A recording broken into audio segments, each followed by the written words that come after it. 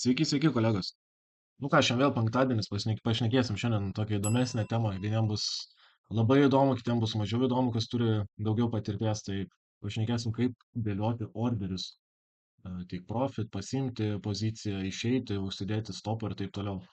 Tai žodžiu esmė, kad kai kurios platformos, tiek kas treidina, kas investuoja ir taip toliau, kai kuriuose platformose yra toks mygtukas kaip exit strategy ir tau ten automatiškai sudėlioja orderius, ane, ten kur išeiti, kur pasiimti profitą, stop lossą vadinamą ir take profit, ne.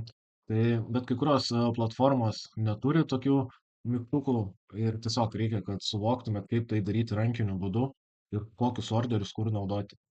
Tai iš principo, jeigu va čia turim savo lygius, ane, kas žiūri pirmą kartą, tai braižome lygius, kur yra pirkėjų pardavėjų interesų zonos ir nuo tų lygių bandome prekiauti.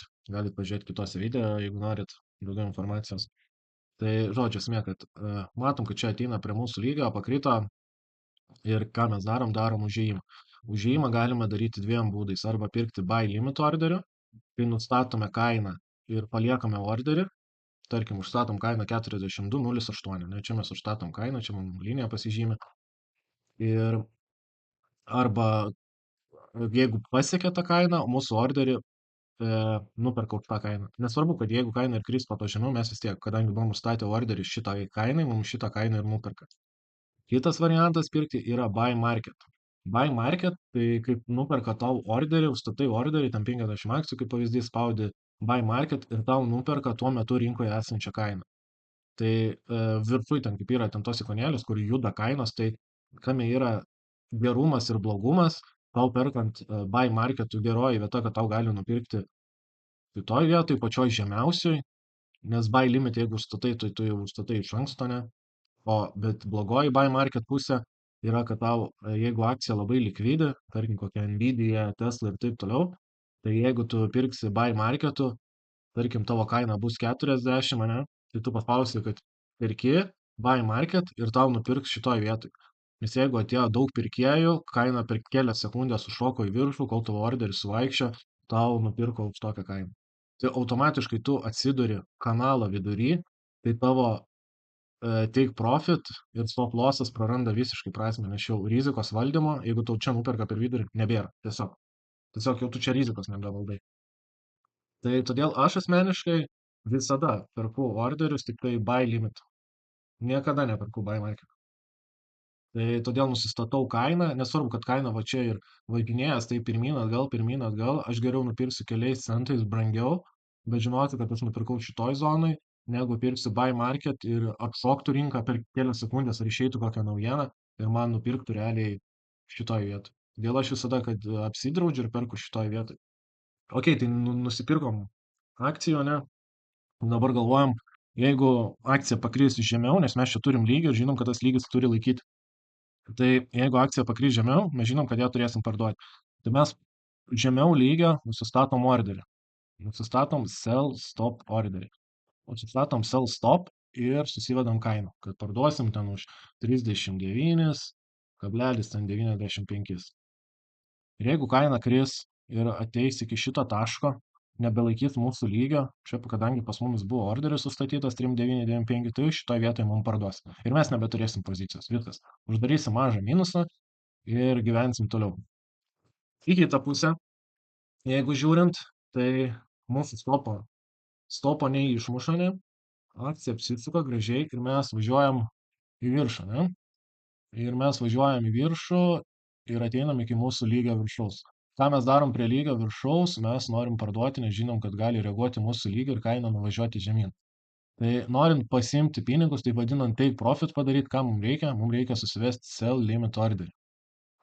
Susivedam sell limit orderį ir nusistatom, kad tą mes darom iš karto, kaip nusiperkam akciją iš principo. Mes iš karto susidedam visus 3 orderius. Sell stopą, kur išeisim, take profit, kur pasiimsim pinigus, ne? Ir čia kaip nuperkam. Tai sell limit orderį mes nustatom, tarkim, už 41, kad mums parduotų ir 40, ne? Tai kaip mūsų kaina apsisuko, nuvažiavo iki 41,40, čia mūsų vienas kem, pasiekė mūsų kainą ir viskas.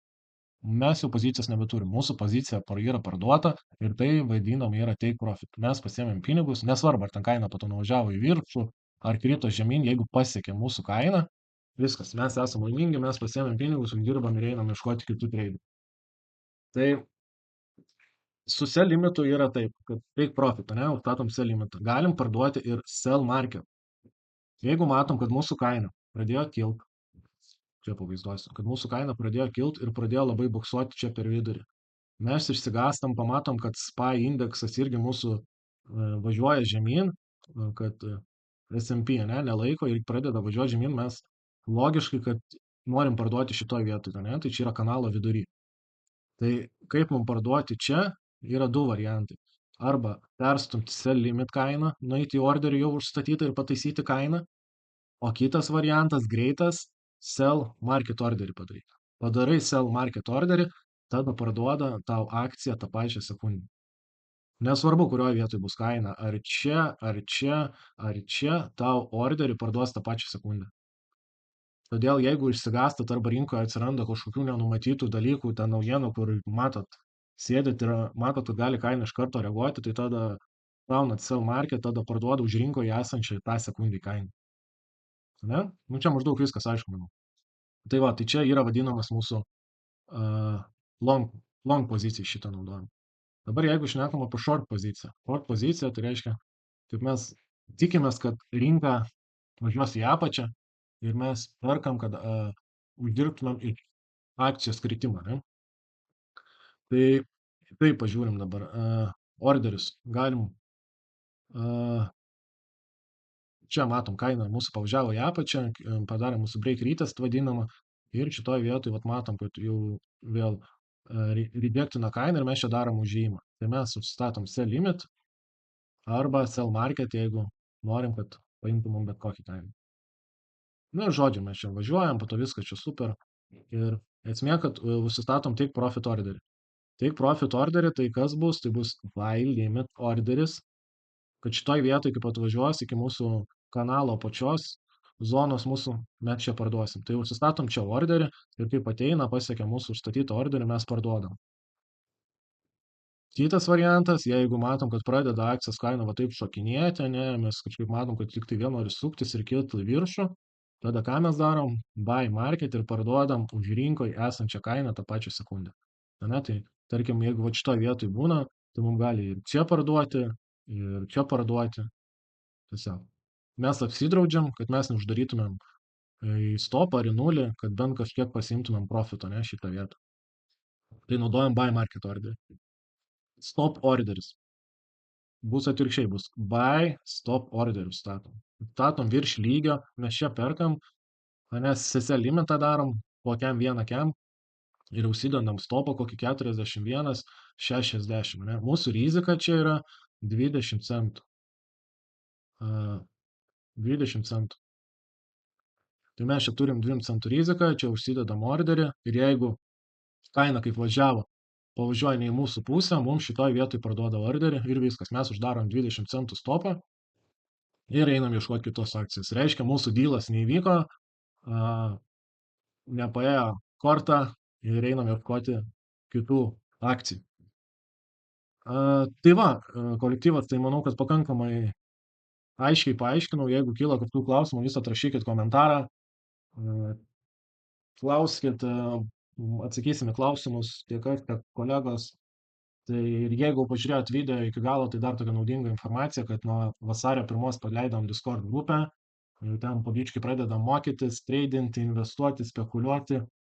Yra visokių pamokų pridėta, idėjų tiek investavimo, tiek svingo, tai jeigu įdomu turėti bendruomenę, su kuo dalinti savo džiaugsmais, patirtim arba išmokti tiek tradinti, tiek investuoti, tai prašom visus, parašykit man e-mailą, įdedu savo paštą, parašykit, savaitę ateisit, pasibandysit nemokamai, nieko nekainuos, pasimatuosit, ar jums tinka ar netinka toks konceptas ir tiek. Tai ačiū, kad žiūrėjot, ačiū, kad spaudžiat like, ačiū, kad dalinatės, kad prenumeruojat ir iki kitų kartų.